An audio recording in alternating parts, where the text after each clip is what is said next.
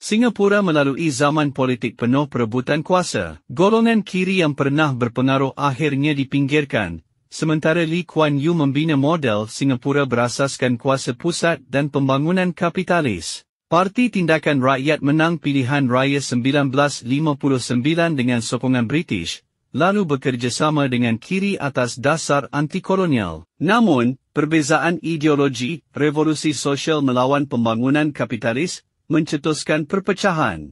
1961, Barisan Sosialis ditubuhkan hasil perpecahan dalaman.